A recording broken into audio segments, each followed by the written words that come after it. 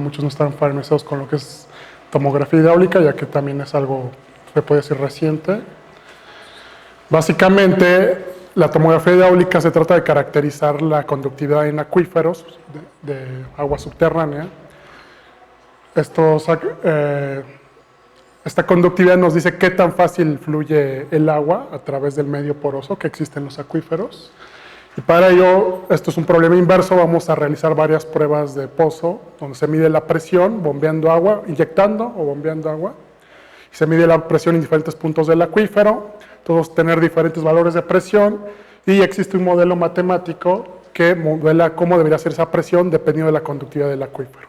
Entonces, hacemos varias pruebas y tratamos de encontrar los valores de conductividad del acuífero que logran reproducir esas presiones observadas. Eso a través de lo que es optimización.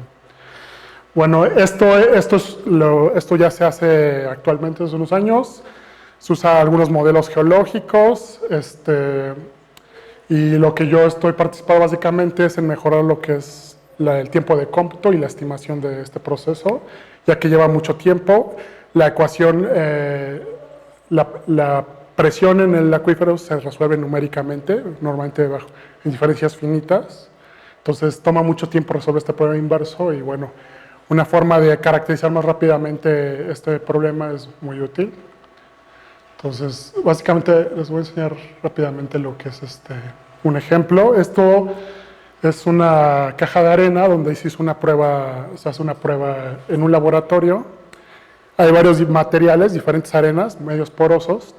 Lo que se va a hacer es básicamente medir en diferentes puntos la presión, se inyecta el agua y se mide la presión.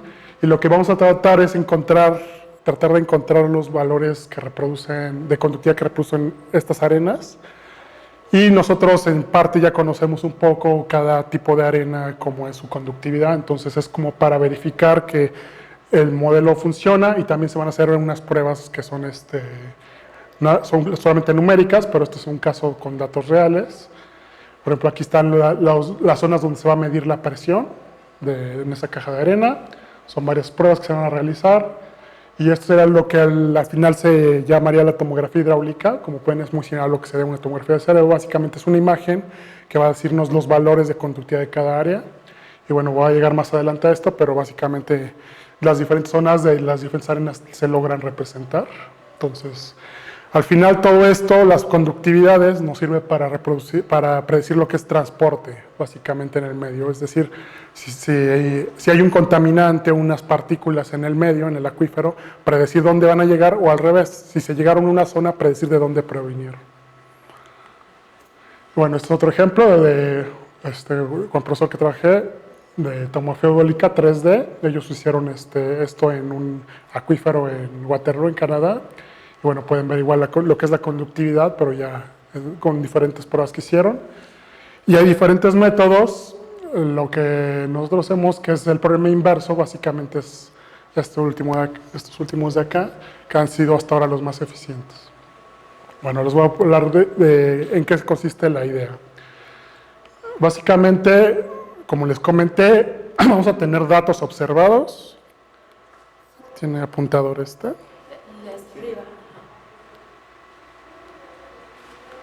Vamos a tener los datos y vamos a comparar con lo que es el modelo, los datos que produce el modelo matemático, según unos valores de conductividad, que es la función G.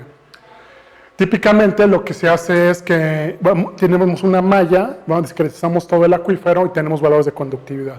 Pero eso nos va a dar demasiados parámetros a estimar, porque vamos a tener un valor de conductividad por cada valor en la malla. Entonces, son demasiados parámetros a estimar y eso es lo que también genera que tarde mucho computacionalmente en resolverse el problema. Entonces, lo que se propone aquí es esos valores de conductividad no los vamos a modelar valor por valor en la malla, sino vamos a usar algo que se llama un modelo de mezclas gaussianas, que básicamente es muchas distribuciones gaussianas que se combinan para tratar de reproducir la distribución espacial de la conductividad. Entonces, una mezcla gaussiana, aquí la pueden representar, básicamente son solo una sumatoria de distribuciones gaussianas con un peso que es el omega, que se ve ahí. Entonces tenemos que calcular todos esos parámetros, que es básicamente la locación de donde se encuentra espacialmente la mezcla, la varianza y el peso. pero esto a la vez nos disminuye mucho el problema, el número de parámetros a estimar. Esto nos va a ayudar mucho. Y un parámetro clave va a ser el número de componentes de la mezcla, n sub k, que es básicamente cuántos componentes nos vamos a necesitar para modelar la heterogeneidad del medio. Entre más componentes tengamos, quiere decir que vamos a ser más capaces de representar lo que hay, pero también nos va a tomar más tiempo de cómputo. Entonces, un valor óptimo también se puede llegar mediante optimización de ese valor. Y bueno, básicamente este tipo de cosas, la mezcla gaussiana, se usa en estadística para encontrar subpoblaciones dentro de una población principal. En este caso, las subpoblaciones serían los diferentes materiales que hay en el acuífero. También se utiliza en Machine Learning con un método de clasificación para detectar, si conocemos diferentes valores que existen ahí, detectar a qué valor pertenece, a qué población pertenece cada uno. Y bueno, en este caso tiene mucho sentido usar una escala gaussiana, ya que la población principal sería el medio principal que existe en el acuífero y las subpoblaciones sean todos los diferentes materiales que van a tener diferentes valores de conductividad. Entonces aquí es solo un ejemplo para ver si es posible modelar con este tipo de idea. Yo aquí escogí en la primera imagen, es una imagen que se creó basándose en lo que vieron al principio, una discretización del acuífero, pero se trata de que a la vez no, sea algo no gaussiano para ver si al final con varias componentes se puede representar. Entonces va aumentando el número de componentes, solo se trata de reproducir la primera imagen y con el incremento de números de componentes se ve que cada vez se llega a algo más similar a lo que es la primera imagen. Entonces, básicamente nos está diciendo que es posible representar cosas complejas con la mezcla gaussiana entre más componentes agreguemos a la mezcla. Y ahorita, bueno, solo es reproducir la imagen, es un ejemplo, porque en realidad nosotros nunca vamos a tener los valores de conductividad, vamos a tratar de determinarlos a través de los valores de presión. Y bueno, como les decía, vamos a tener que para ello estimar lo que es la matriz de covarianzas, donde está básicamente espacialmente cómo varía cada capa, digamos, cada material, en la dirección X y Z, donde la correlación entre estas capas, el valor μ, que básicamente va a ser la colocación espacial o el centroide de cada uno de estos componentes o de estos materiales, y al final del peso, que el peso va a estar muy correlacionado con lo que es la conductividad del medio. Y para esto vamos a utilizar optimización, como les comenté, para determinar para minimizar el error entre valores observados y en valores modelados con el modelo matemático. Entonces, para ello vamos a necesitar también algo que se incluyó nuevo en esto que da más precisión, es incluir las derivadas. No usamos, aquí se usa la presión, pero también usamos sus derivadas espaciales de la presión, y eso nos ha permitido agregar mucha precisión al método. Básicamente, aquí les pongo un ejemplo, esta sería una función objetivo. El mínimo sería en 0, el valor óptimo está representado con una línea vertical. Cuando solo se usa la presión, directamente es el de la izquierda, pero cuando usamos derivadas solamente es el de la derecha. Esta función es muy útil para ejemplificar por qué nos ayuda mucho la derivada, porque básicamente en esta dirección ambas variables están muy correlacionadas. En esta es de la conductividad de dos capas. Y al estar muy correlacionadas quiere decir que si cometemos el error en la determinación de una conductividad, vamos a cometer también mucho error en la otra. Pero en este caso no, incluso si tenemos error en una, podemos llegar a buena presión en la otra. Entonces, al estar poco correlacionadas nos ayuda mucho, y también ambas también es más convexa la función, entonces eso es más fácil para un optimizador de encontrar. Entonces también nos ayuda mucho. Y al ser un problema mal planteado, se podría decir que estamos teniendo muchos parámetros, pero tal vez no tenemos tantas ecuaciones como variables o parámetros vamos a estimar. Agregamos una condición que en este caso es de suavidad. Vamos a exigirle a la solución ser suave. Básicamente le pedimos que los valores de conductividad no cambien muy drásticamente de manera espacial. Es una forma suave de la solución, y eso también ayudó mucho a eliminar soluciones, óptimos locales básicamente, u otras soluciones espurias. Y bueno, esto, aunque no se está utilizando en esto, pero se agrega una opción adicional a la función objetivo, que es básicamente si ya se tiene información geológica del medio, valores conocidos de conductividad, que estas personas que hacen estas pruebas generalmente ya tienen algunos valores, le decimos que no se aleje mucho de esos valores con una función que le da un peso, que penaliza que la función no se aleje de ese valor. Y bueno, esta sería la función objetivo final, básicamente es los valores de presión, más la suavidad, más la penalización.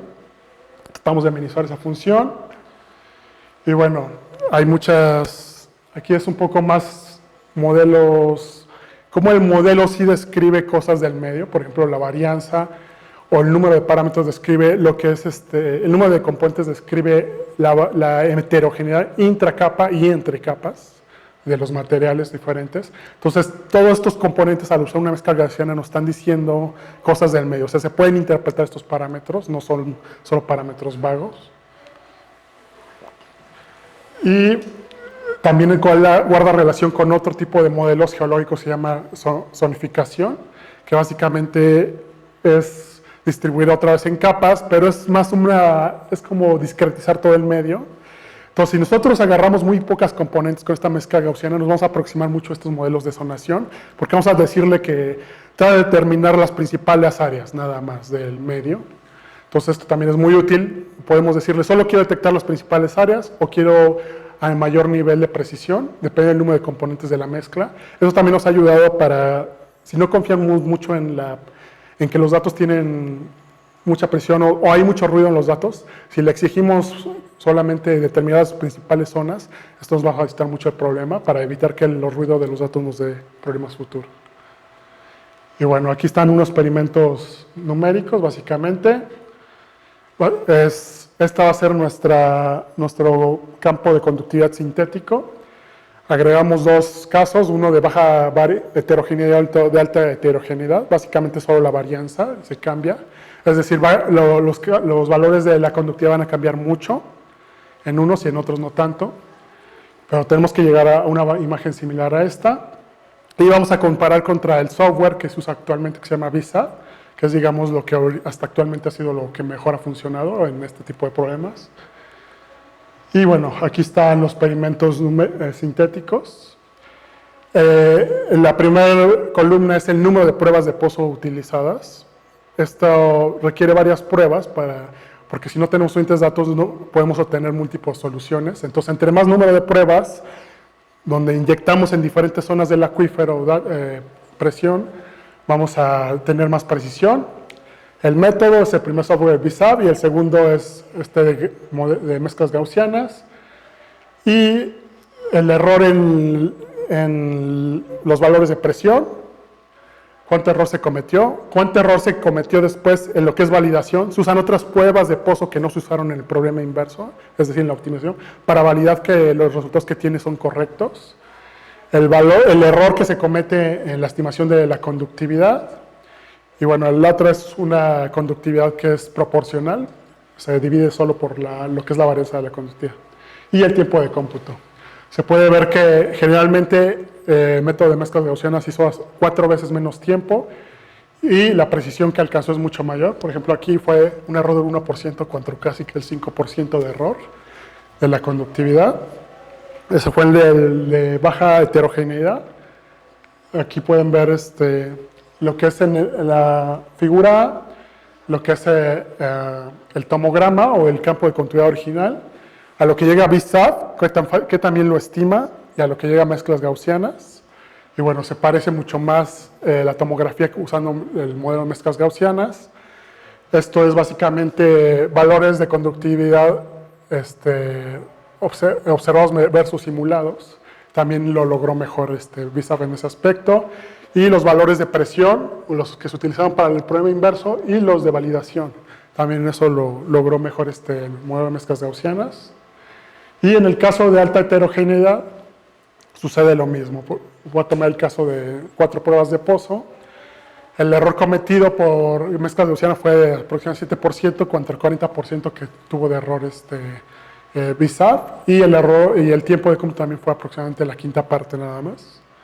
También los datos, a los que se le agregó ruido a los datos, lo hizo mejor en tiempo también mezclas gaussiana y también en lo que es la estimación de los parámetros. Aquí están los tomogramas. Otra vez lo hizo mejor mezclas gaussianas, se parecen mucho más. Pueden ver que a lo mejor son más circulares las figuras de las mezclas gaussianas, pero como sea está representando mejor el medio. Y por ejemplo, aquí es una combinación de ambos resultados, lo que es el tiempo de cómputo, relacionando el número de pruebas, y también con relación al error.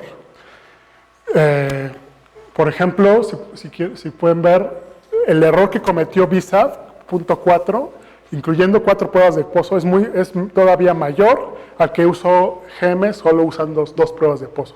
Entonces el tiempo de cómputo también nos está diciendo que requiere menos datos para alcanzar mayor precisión. Esto parece que es probablemente debido a la derivada que se está usando en la función objetivo. Y bueno, esto es lo que se llama un caso no gaussiano, que es un yacimiento fracturado. Les voy a mostrar. Estos son de los más complejos que hemos tenido que modelar. Es muy difícil modelar estos yacimientos. Básicamente modela una fractura en el yacimiento, en el acuífero. Y BSAT siempre obtiene tomogramas muy smooth y el modelo de mezclas gaussianas ha logrado simularlos muy bien. Esto es tal vez de los mayores avances que ha tenido la nueva propuesta. Y ahora lo que es la caja de arena, lo que les mostraba al principio, aquí bueno, no tenemos los valores exactos, pero como para decir cuál lo hizo mejor o cuál no, pero sí sabemos aproximadamente, por ejemplo, a la izquierda está BSAT y a la derecha está GM, y lo que podemos observar es que GM detectó una nueva zona de alta conductividad, es esta de acá, que no detectó el otro. La cuestión es si existe, y por los valores de las capas vimos que sí existen. En realidad esa zona se detectó en un artículo posterior, usan tomografía hidráulica, pero agregando datos. Esto es steady state, o sea, solo es cuando ya se estabilizó la presión. Cuando usan a lo largo del tiempo, lograron detectar eso usando más datos, esta nueva capa, pero aquí no se necesitó hacer de eso. Uso de eso, entonces se logró mayor precisión detectando esa capa sin necesidad de más información. Y bueno, básicamente a BSAT le faltó esa capa que les digo, detectar esa capa de alta conductividad, la número 13. GM lo logró sin necesidad de más datos adicionales. Básicamente, entonces, resumimos, con esta nueva propuesta se reduce el número de parámetros a estimar, por eso se aumenta el tiempo de cómputo también. Se aumenta también la presión gracias a la nueva función objetivo. Podemos controlar qué tan complejo queremos que sea el tomograma, diciéndole con el número de componentes que queremos que tenga la mezcla gaussiana, y al final los valores de esos parámetros nos va a decir también, los podemos interpretar para que nos hable de lo que es la heterogeneidad del medio.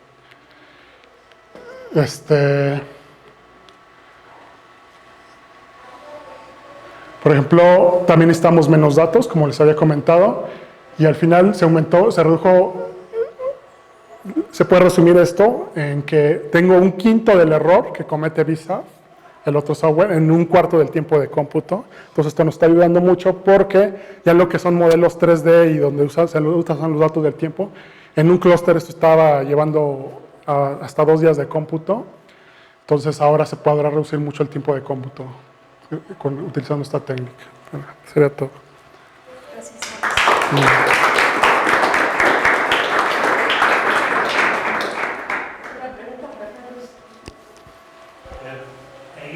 Cada número de mezclas. De componentes en la mezcla. ¿Cómo es que lo respondes? Lo que generalmente yo hago, no se habla mucho de acá, pero en realidad al final lo que también uso es se prueban diferentes valores. Uno chico, uno mediano y uno grande. Se ve cuál es el que tiene al final el menor tiempo, la mejor ajuste en cuanto a los valores de presión. Pero además, si uno quiere, como todos estos son valores óptimos o valores que son óptimos locales, los otros valores, se pueden combinar con un modelo bayesiano para obtener uno incluso mejor. Se puede usar, digamos, el valor promedio.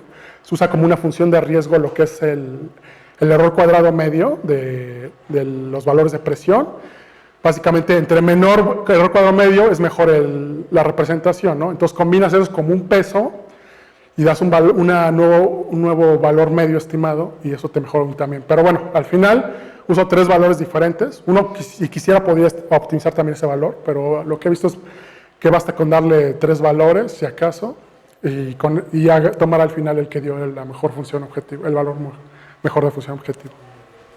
Pero el n más grande debería dejar mejor. Sí, en teoría sí, pero también sucede que entre un n más grande puede converger un óptimo local. Pueden generarse nuevos óptimos locales también, o nuevos óptimos globales. Entonces puede estar llegando otro tipo de óptimo, porque estás estimando más parámetros. Entonces es nada más una cuestión, una cuestión ahí de que le atinaste o no le atinaste, ¿no? ¿En qué sentido? Sí, o sea, de que en esa corrida llegó a un mínimo local Es posible que, sí. Lo que sí sabemos es que los modelos están anidados y entonces si pones un más Exacto. grande, pues ese es mejor, porque incluye a los otros. Sí. Generalmente sí lo incluye así. Lo que he visto es que también es cuestión de la suavización. Por ejemplo, si se eliminara la parte de la suavización, podría converger a cualquier otro modelo, pero al parecer influye también la suavización. Y lo otro que comenta, sí, en realidad, por ejemplo, uno de los grandes problemas que han tenido es tienen muchos óptimos locales. Entonces, por ejemplo, su solución depende mucho del valor inicial. Entonces, esto también ha ayudado mucho, algo que tal vez es crucial para comentar en eso, es que el punto inicial de los parámetros es aleatorio, ¿no? Entonces, no necesariamente van a llegar a la misma solución, aunque sea mayor el número de parámetros. Por eso, a veces, un nk menor, o otro valor, llega a un mejor ajuste, porque a lo mejor ese valor aleatorio llegó a un óptimo global y los otros llegaron a un óptimo local. Puede ser también por eso. Es como pragmático. Sí, es un multi-star básicamente. Otro problema es que no es identificable, o sea,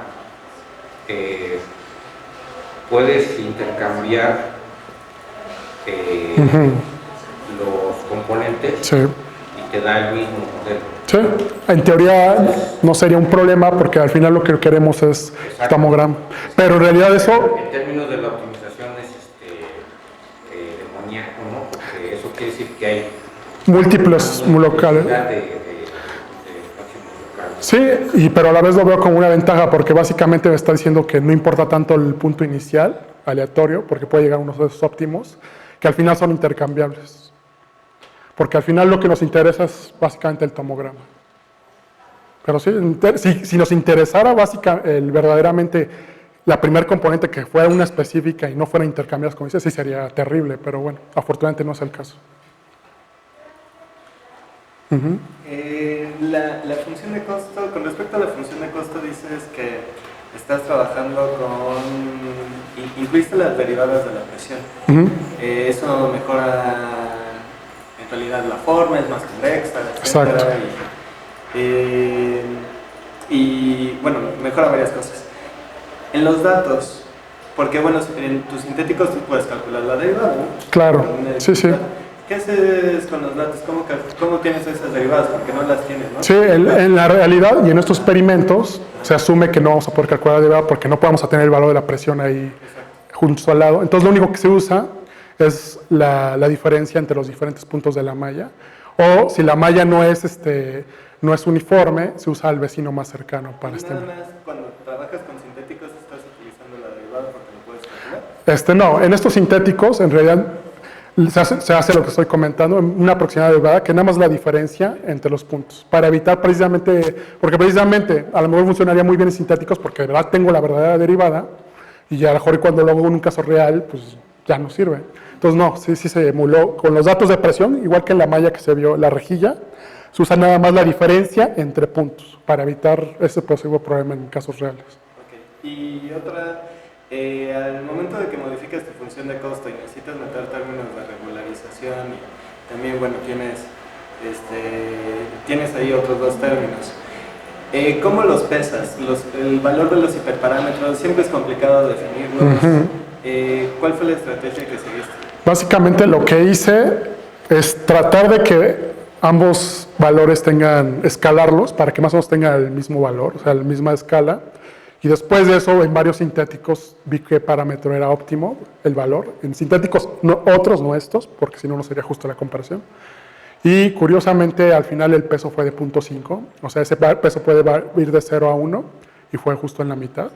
Entonces, es el que se ha dejado para todos los experimentos, no se ha movido para hacerlo justo y es el que ha funcionado bien. Pero la solicitación ha mostrado ser algo importante, por ejemplo, para llegar a soluciones. Entonces, pero hasta el momento se ha dejado y, ¿cómo podría decirlo? En lo que mejor es el tiempo de cómputo, pero al final llega a soluciones muy similares. ¿Puedes poner la mezcla de las normales? ¿La ecuación? Sí, la introduce. Ahí. No restringes a que la matriz de covarianza tenga determinante fijo en todo. Determinante fijo, no. O sea, que fuera. Es que ahí hay otra confusión porque estaría confundido o sea, el determinante de la matriz de sigma i aparece acá afuera y se confunde con W. A la escala se refiere. Exacto, entonces sería la escala. Entonces, creo que eso podría ayudar a la optimización. Si todos los componentes, ¿cómo se llama?, tienen la misma varianza, pues, ¿no? La misma varianza. Si pones que el determinante de sigma i sea 1, ¿no? Y entonces, ¿cómo se llama? Todas son todas tienen una escala parecida. Sí, pero el problema es que tal vez me evitaría modelar capas o materiales que estén ocupando espacialmente mucha longitud. Entonces, eso me servía mucho como puntos iniciales de la optimización. Yo creo para eso sí me puede servir mucho. Pero ya después creo que sí debo dejarlo variar, porque si no podría, a lo mejor una capa abarca todo el largo del acuífero, ¿no? Entonces, la varianza en el eje X, por ejemplo, podrían ser muy grande y en el eje Y no. Entonces, eso sí podría ser un problema. Pero sí, en realidad algo similar a lo que comenta lo hago para los puntos iniciales. No exactamente el determinante, pero trato que sean muy similares en los puntos iniciales para facilitar la optimización, precisamente. Creo que... La optimización la hace con un algoritmo. Sí, Levenberg-Marquardt. Levenberg-Marquardt. Lo usan mucho en estos problemas geológicos y ha parecido funcionar muy bien. La realidad es que se podrían usar múltiples optimizadores, es el que utilicé, no probé muchos más, solo el único otro que probé fue algoritmos genéticos, pero bueno, es de esperar que funcionara el Marquardt y así, mejor, y así fue. Pero sí, nuestro tutor, también de Gustavo, tiene también su propio algoritmo de optimización, que es muy bueno para la cuestión de óptimos globales, y a un futuro queremos utilizar ese optimizador, porque así ya tal vez no nos preocuparía mucho el punto inicial, no tendríamos que usar un multistar, pero también la cuestión es que ahorita yo he aprovechado el uso del multistar, o sea, de múltiples puntos iniciales para generar una solución óptima final, ¿no? Se combinan las diferentes soluciones locales para tratar de estimar una mejor final. Entonces también lo he aprovechado un poco, entonces no ha sido tanto un problema. Ya no hay más preguntas. Gracias, Carlos. No.